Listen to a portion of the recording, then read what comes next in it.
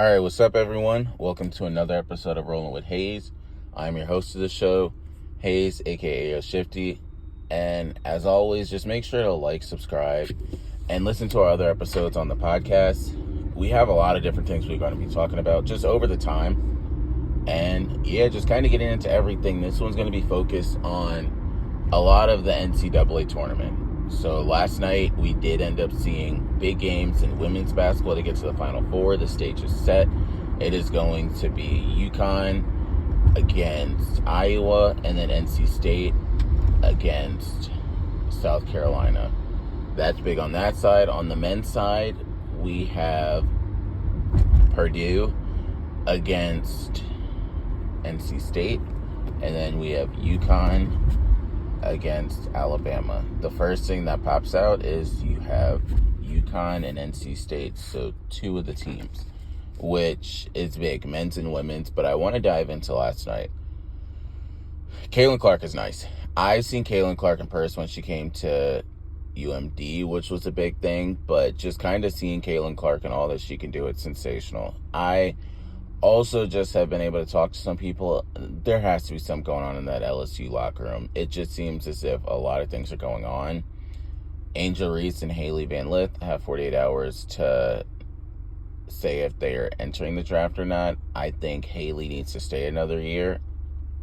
I think it would be smart for her to stay another year. Angel,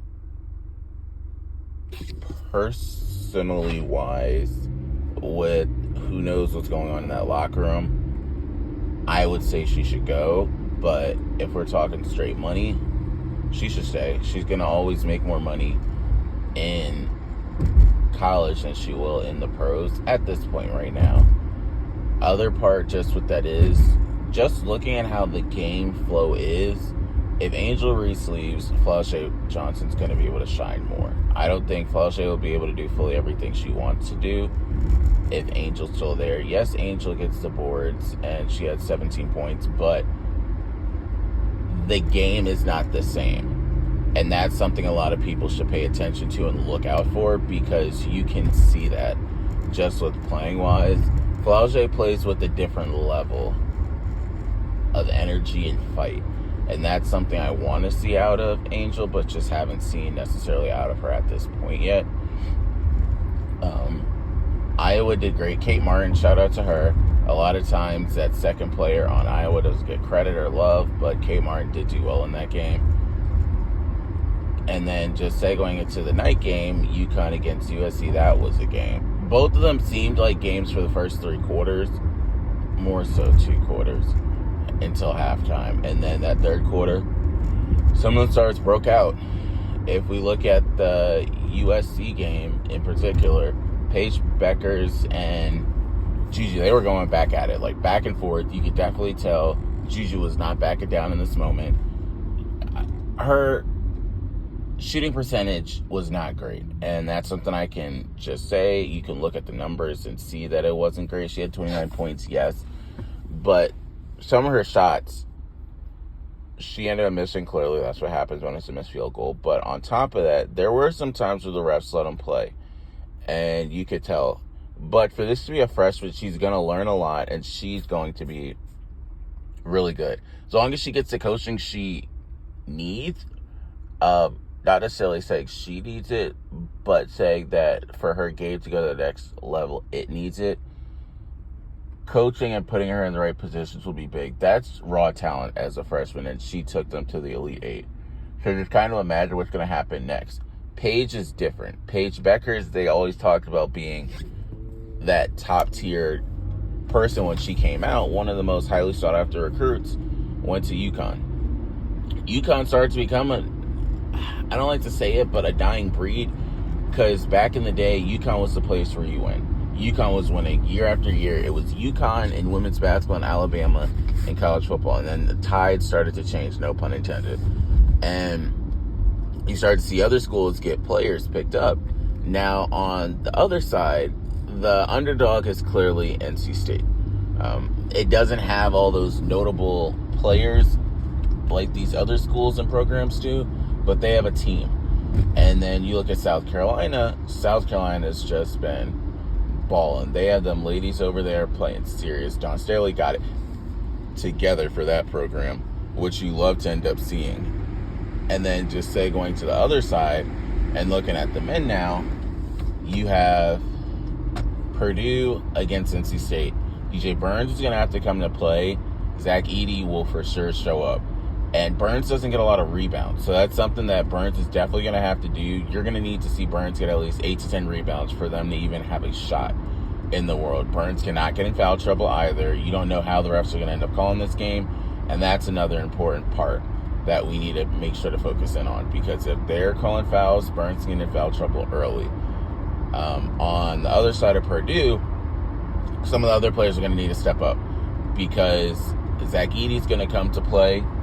He's definitely going to have a solid amount of points. He's definitely going to have an easy double-double in the game. But someone else on Purdue needs to show up.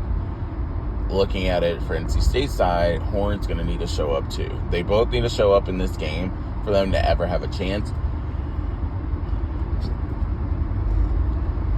Even going into a level deeper and looking at UConn and Alabama, UConn's whole squad's going to need to show up. Alabama's going to have to be serious in this one. That was a game to see Clemson, Alabama. It was wild also just seeing Arizona and UNC both go out in the same night. And Arizona was my pick to win it all. It did not happen. UNC was a lot of people's pick, although I knew that they were not going to do it. I always say the two teams you can't necessarily trust unless it's a full moon year are UNC and Duke. They're going to go out at some point. It's just a matter of when, if anything like that. But those are the main thing that's happened over there. I do need to start to close this off just saying rest in peace to Vontae Davis, and I wish all the prayers to his family. It was a tough thing just to hear. So that's kind of one situation I think a lot of people need to pay attention to. A lot of people talk about how he was remembered for what happened on Hard Knocks, what he got traded from the Dolphins to the Colts, and Pat McAfee and the Pat McAfee Show, since they're like Indiana based, of course, a lot of them know Vontae Davis. So I wish all the best to that family. I know it is a tough time for them, and it's a struggle. You see these football players passing away, and you have to chalk a lot of it up to their time playing football and how it messes up your head. I don't want to get deep into that on things that need to change. That's not what this show is about, but that's something that will continue to be looked into. Other side to it is Rashee Rice and this whole speeding incident.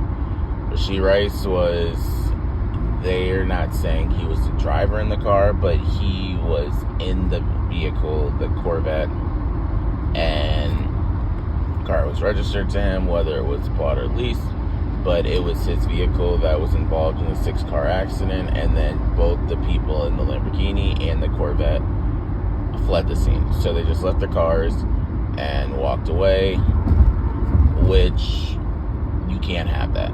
I don't know what went on in the vehicles. I don't know how any of it came about, but that's something you just can't do.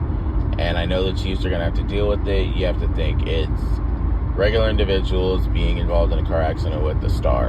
And if the star walks away, they need to be punished for it. I don't know what that punishment looks like, if they need to be taken out the league or what. You have to think something was involved. Some people said guns, some people said drinking. Something happened for them all to kind of just leave the scene. They don't just leave the scene for no reason. So hopefully when that information does come out, we can put all the pieces together. I hope Rashee Rice, if he was either driving or directly involved in the situation, he chooses new friends. That's a situation we cannot have in any life, whether you are famous or not. You just can't have something like that happen. But that's really everything I wanted to cover in this episode. I appreciate everyone that always continues to listen, support. We'll have a lot more content coming out through the week as well. But until next time, this is Hayes. We out.